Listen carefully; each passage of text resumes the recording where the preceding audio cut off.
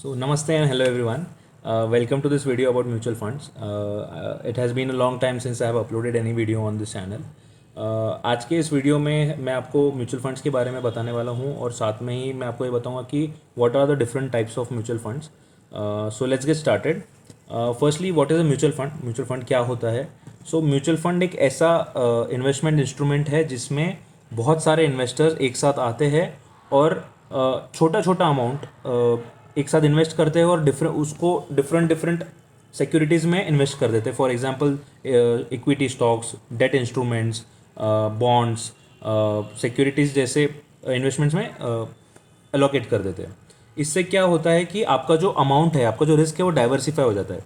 जब आप एक स्टॉक में कोई भी पैसा लगाते हो तो आपका कॉन्सेंट्रेटेड रिस्क होता है. अगर वो स्टॉक में कोई भी इशू आ गया या वो सिक्योरिटी में इशू आ गया तो आपका रिस्क पूरा उसी स्टॉक पे लगा होता है. लेकिन in case of a mutual fund your risk is diversified. अभी क्या होता है कि म्यूचुअल फंड के इन्वेस्टमेंट्स का मैनेजमेंट जो होता है वो प्रोफेशनल्स करते हैं. ये जो फंड, इनको फंड मैनेजर्स बोलते हैं. फंड मैनेजर्स क्या होते हैं? They are highly educated and experience people in the markets. ये लोग बहुत सालों से इस इंडस्ट्री में होते हैं and they manage your funds too. और उनका पर्पस होता है कि वो आपको बेस्ट रिटर्न्स जनरेट करके दे सके. अभी what are the different types of mutual funds, right? So there are majorly three types of mutual funds in the country, but obviously उनके बहुत सारे सब टाइप्स होते हैं बेस्ड ऑन आप किस टाइप का रिस्क लेना चाहते हो, आप किस टाइप की सिक्योरिटीज़ में इन्वेस्ट करना चाहते हो, आप किस टाइप की सिक्योरिटीज में कितना इन्वेस्ट करना चाहते हो. सो ये जो तीन मेजर टाइप्स है, आज हम इनकी बात करेंगे. ये तीन मेजर टाइप्स है: इक्विटी फंड्स, डेट फंड्स और बैलेंस फंड्स. सो इक्विटी फंड्स क्या होते हैं कि इक्विटी फंड्स मेजरली या प्राइमरीली आपका जो फंड है, आपका जो पैसा है उसको स्टॉक मार्केट्स में या स्टॉक्स में इन्वेस्ट करते हैं. और इसका पर्पस ये होता है कि आप उसको लॉन्ग टर्म ग्रोथ या लॉन्ग टर्म कैपिटल एप्रिसिएशन के लिए रखो. अगर आपका और सबसे बड़ी बात ये होती है कि सबसे इंपॉर्टेंट बात ये है कि आपका जो अमाउंट है that is expose to a high risk, क्योंकि stocks are volatile in nature and आपका जो इन्वेस्टमेंट का होराइजन है वो जनरली लॉन्ग टर्म का होना चाहिए. If you are investing in an equity fund, longer term and a higher risk investor would prefer or should prefer a equity fund, right? Second क्या है? डेट फंड्स है.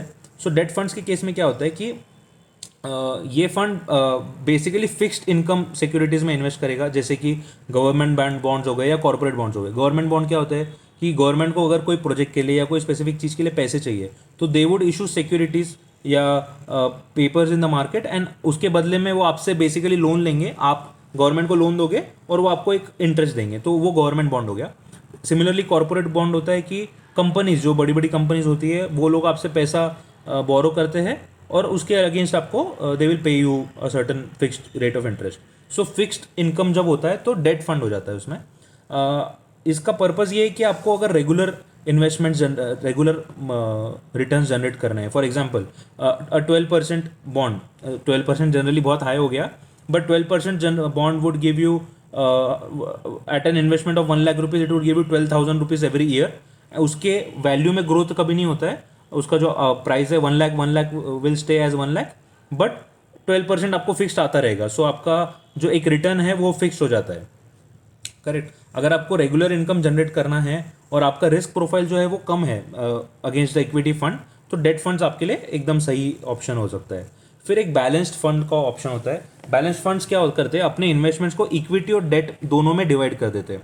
सो अब अगर मेरा इन्वेस्टमेंट का प्रोफाइल, मेरा एज एन इन्वेस्टर प्रोफाइल है कि मैं रिस्क लेना चाहता हूँ, लेकिन इतना नहीं लेना चाहता कि मेरा पूरा की पूरा investment is expose to a equity fund kind of thing, कि मेरा 100 रुपये अगर मैं लगा रहा हूँ तो 100 रुपये पूरे इक्विटी में है.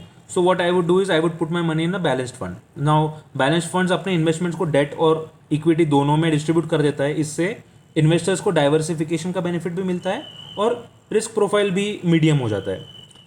अगर आपको इक्विटी और डेट दोनों में इंटरेस्ट है और आपका रिस्क प्रोफाइल मीडियम कैटेगरी में है कि ठीक है थोड़ा बहुत रिस्क लेंगे पर थोड़ा सा हायर रिटर्न जनरेट करेंगे दैन द डेट फंड, जो डेट फंड्स वुड जनरली पे यू 5, 6, 7% डिपेंडिंग ऑन मार्केट्स, तो फिर आपके लिए बैलेंस फंड्स सही है.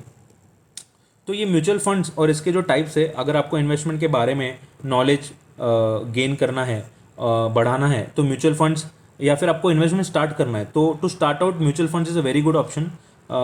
You don't need any expertise in picking out stocks. आपको कोई स्टॉक को बहुत रिसर्च करने की ज़रूरत नहीं है, आपको सिर्फ ये देखना है कि आपका म्यूचुअल फंड हाउस कैसा है, उनका पास्ट रिटर्न्स कैसा है, उनका जो म्यूचुअल फंड मैनेजर है वो कैसा है, आपके एक्सपेंस रेशियोज कैसे है। और picking a mutual fund is Fairlie easier than picking a stock directly.